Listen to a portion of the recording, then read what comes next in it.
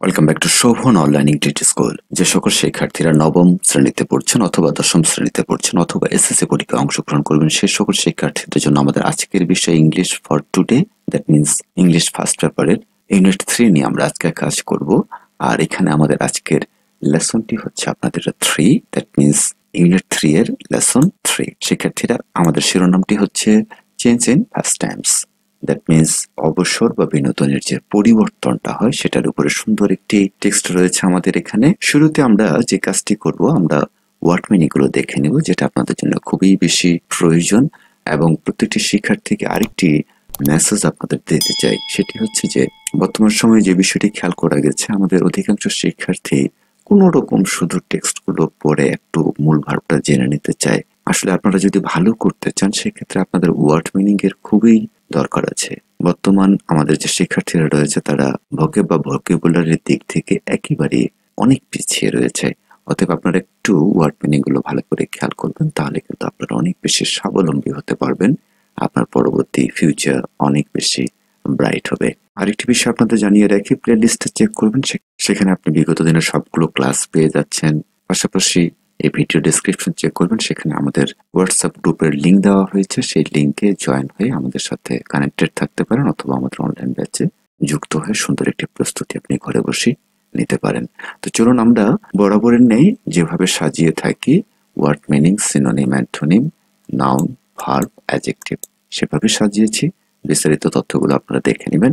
আমি শুধু আপনাদের ওয়ার্ড মিনিং এবং বাংলা অর্থটি বলে দিচ্ছি, আর আপনারা সিনোনিম এবং অ্যান্টোনিম খুবই বেশি জানবেন, কারণ এটি আপনাদের পরীক্ষায় ডিরেক্টলি আসবে এবং এখান থেকেও আপনারা কমন পেয়ে যেতে পারেন। শুরুতে প্রথম যে ওয়ার্ডটি রয়েছে আমাদের ট্র্যাডিশন, ঐতিহ্যবাহী। চাইল্ডহুড, এটি হচ্ছে আমাদের শৈশব। ফার্স্ট টাইমস, অবসর বা বিনোদন। ক্লাইম, আরোহণ করা। খংকাস, এক ধরনের বাচ্চাদের খেলা যা সুতোয় গুটি বাঁধে খেলা হয় অনেক। সার্ভেই, জরিপ করা। তারপর চ্যারিটেবল, পরহিতকরণ, দ্যাট মিনস চ্যারিটেবল এর আরেকটি অর্থ রয়েছে দাতব্য। এক্সপেরিয়েন্স, অভিজ্ঞতা। কাউন্টারপার্ট, প্রতিমূর্তি। জেনারেশন, প্রজন্ম। হাইলাইট শব্দটির অর্থ হচ্ছে আলোকিত করা বা তুলে ধরা। ইম্প্যাক্ট, প্রভাব। ওয়েলবিং শব্দটির অর্থ হচ্ছে স্বাস্থ্য বা সুখ ও সমৃদ্ধি। কনসিকুয়েন্স, পরিণতি। ডেফিসিট, ঘাটতি। ডিসঅর্ডার, ব্যাধি। পার্লামেন্ট, সংসদ।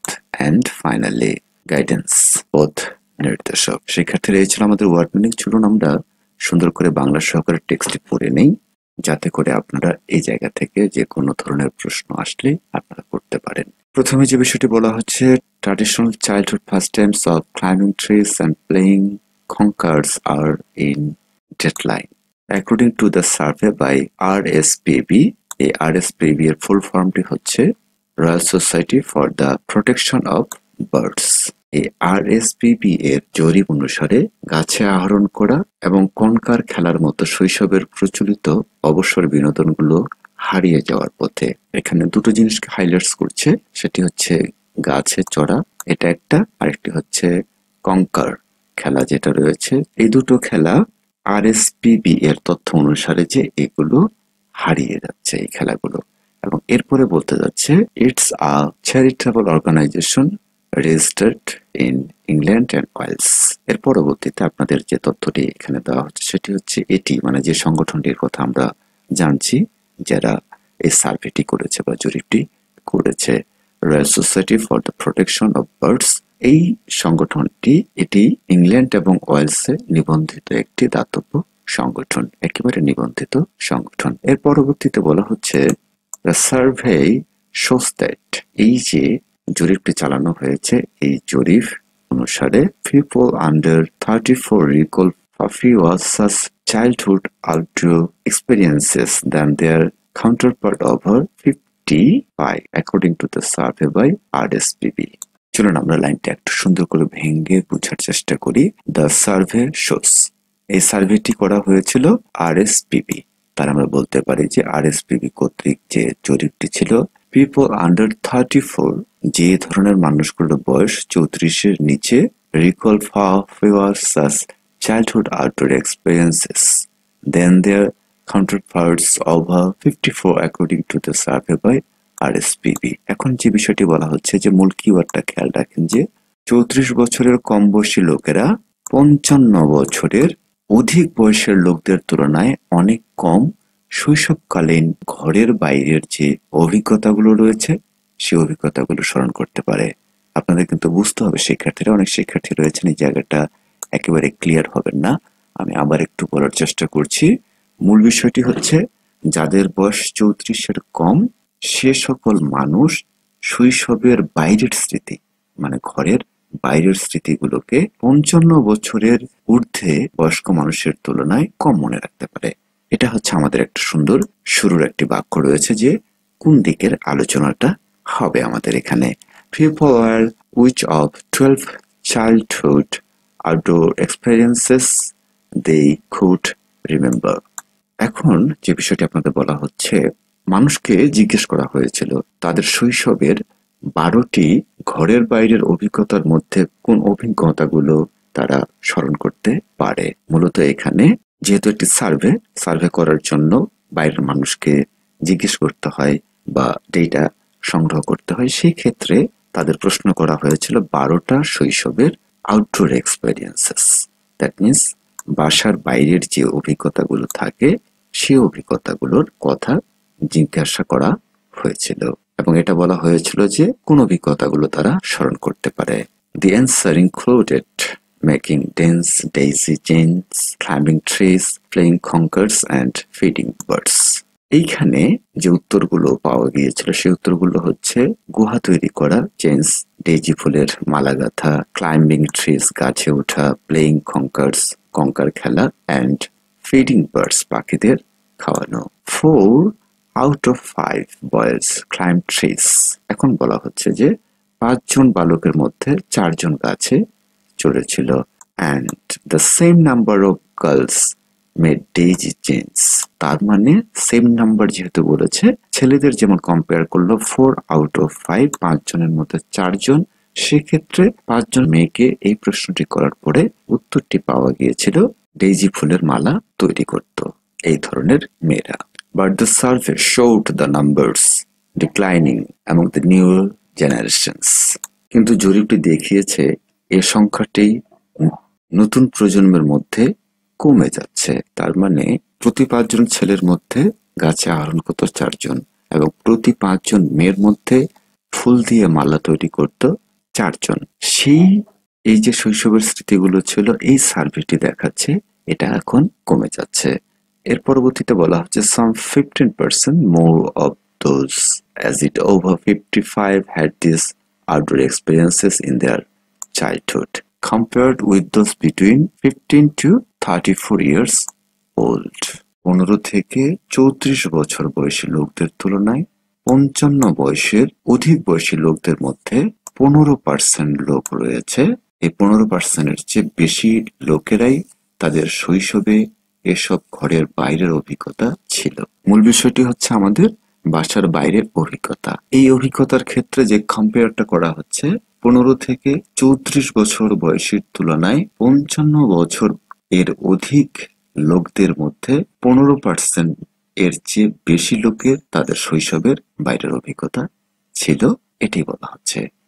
Some 92 of the public agreed that 92 এর মতো লোক একমত হয়েছিল যে experience of nature were still important to children. প্রকৃতির অভিজ্ঞতা এখনো পর্যন্ত শিশুদের জন্য গুরুত্বপূর্ণ।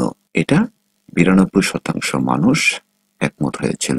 and 82 agreed that, এবং 82% মানুষ একমত হয়েছিল যে schools should play a role in providing them to all children, এবং 82% লোক একমত হয়েছিল যে সকল শিশুদের জন্য এগুলোর যথাযথ ব্যবস্থা করার ক্ষেত্রে বিদ্যালয় সমূহের ভূমিকা পালন করা উচিত। এই যে শৈশবের স্মৃতি এবং আউটডোর অ্যাক্টিভিটিস এন্ড এক্সপেরিয়েন্সেস গুলো হারিয়ে যাচ্ছে, এই ক্ষেত্রে বলা হচ্ছে যে 92% মানুষের রাজি হয়েছে যে এটার জন্য স্কুলের একটা গুরুত্বপূর্ণ ভূমিকা রয়েছে বা তারা এই ভূমিকাটা পালন করতে পারে। এর পরবর্তীতে বলা হচ্ছে the survey has highlighted the positive impact of contact with nature on a child's education, health, well-being and social skills. আমাদের পুরো বিষয়টি যেটা বলা হচ্ছে, চলুন আমরা আরেকটু সুন্দর করে দেখে নিন। The survey has highlighted the positive impact of contact. বলা হচ্ছে এই জরিপটি গুরুত্ব দিয়েছে যে চিলড্রেন্স এডুকেশন একজন শিক্ষার্থীর শিক্ষা, হেলথ, স্বাস্থ্য, ওয়েলবিং, সুস্থতা অ্যান্ড সোশ্যাল স্কিলস এবং সামাজিক দক্ষতা এগুলোর উপর প্রকৃতির সংস্পর্শ ইতিবাচক প্রভাব ফেলে। যে সকল ছেলেমেয়েরা প্রকৃতির সাথে সম্পৃক্ত থাকে সে সকল শিক্ষার্থীদের মধ্যে এই প্রভাবগুলো ভালো থাকে। Education, health, wellbeing, Samriddhi and social skills, সামাজিক দক্ষতা। এরপরে বলা হচ্ছে এট দ্য সেম টাইম, একইভাবে there has been a decline in this opportunities. তাহলে এখানে যেটি বলা হচ্ছে এট দ্যাট টাইম, বর্তমানে there has been a decline in this opportunities, এই সুযোগগুলো কমে যাচ্ছে। With negative consequences for children, families and society, a condition now known as nature deficit disorder. তাদের পরিবার এবং সমাজের উপর নেতিবাচক প্রভাব ফেলছে। এই অবস্থাটি প্রকৃতির অভাবজনিত রোগ হিসেবে পরিচিত। তাহলে আমাদের পুরো যে বিষয়টি এখানে বলার চেষ্টা করছে এট দ্য সেম টাইম, এই লাইনটিতে এসে বর্তমানে এই সুযোগগুলো কমে যাচ্ছে যা শিশুদের, তাদের পরিবারের এবং সমাজের উপর নেতিবাচক প্রভাব ফেলছে। যে সুযোগগুলোর কথা বলা হয়েছে এই টেক্সটিতে আগে, সেগুলোর কথাই এখানে তুলে ধরা হয়েছে যে এই জিনিসগুলোর নেতিবাচক প্রভাব ফেলছে। এই অবস্থাটি প্রকৃতির অভাবজনিত রোগ হিসেবে পরিচিত। এরপরে বলা হচ্ছে Mike Clarke, chief executive of RSPB. এই আরএসপিবি যে প্রতিষ্ঠানটি রয়েছে, দাতব্য সংগঠনটি, এটার প্রধান হচ্ছেন প্রধান নির্বাহী Mike Clarke. Will meet parliament members on Tuesday to urge the government to join their organizations in providing children with first-hand experiences of the natural environment. তাহলে পুরো যে বিষয়টি আমরা এখানে পাচ্ছি সেটি হচ্ছে যে আরএসপিবি এর প্রধান নির্বাহী মাইক ক্লার্ক মঙ্গলবার সংসদ সদস্যদের সাথে সাক্ষাৎ করেন এই মর্মে অনুরোধ করতে যাতে সরকার অন্যান্য সংগঠনের সাথে যোগদান করে শিশুদের প্রাকৃতিক পরিবেশের প্রত্যক্ষ অভিজ্ঞতা অর্জনের সরাসরি সুযোগ করে দিতে পারে। তাহলে আমরা এখান থেকে এই জিনিসটা অনুমান করতে পারি যে এই আলোচনাগুলো যেগুলো আসছিল, এই আলোচনাগুলো মাইক ক্লার্ক তিনি এই কথাগুলো মঙ্গলবারের একটা দিন, যে দিনে সংসদ সদস্যদের সাথে সাক্ষাৎ করেছিলেন এবং তিনি অনুরোধ করেছিলেন সরকার যেন অন্যান্য others organisation in providing children with first hand experiences of the natural environment, অন্যান্য সংগঠনের সাথে যোগদান করে শিশুদেরকে প্রাকৃতিক পরিবেশের সরাসরি অভিজ্ঞতা অর্জনের সুযোগ করে দিতে পারে। We believe this guidance should include the many positive impact to children of having contact with nature and learning outside the classroom. এবং এরপরে আমরা যেটা বলছি যে আমরা বিশ্বাস করি এই দিক নির্দেশনা শিশুদের প্রকৃতির সংস্পর্শে আসা এবং শ্রেণীকক্ষের বাইরে থেকে শেখার ব্যাপারে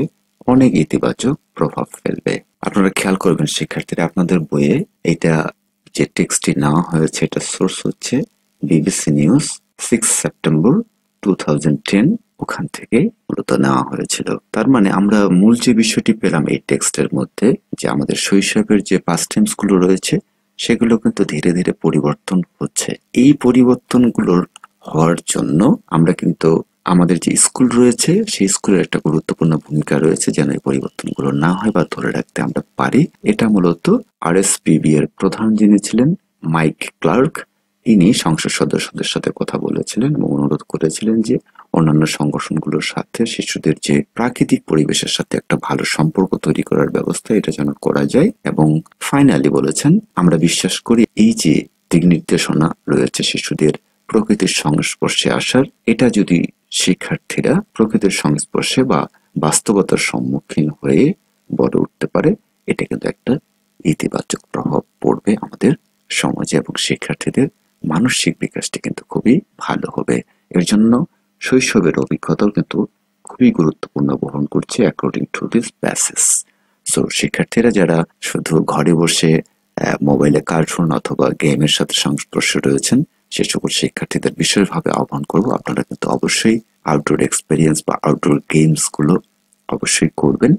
এতে করে আপনাদের শারীরিক এবং মানসিক দুটারই কিন্তু বৃদ্ধি পাবে। আর আপনি যদি ঘরে বসেই শুধু কার্টুন বা আপনার ডিভাইসের সাথে সময়টি পার হয়ে যায়, তাহলে নিশ্চিত থাকেন, ডায়েরিতে লিখে রাখেন, আপনি আপনার সাকসেসফুল জায়গায় যেতে পারবেন না।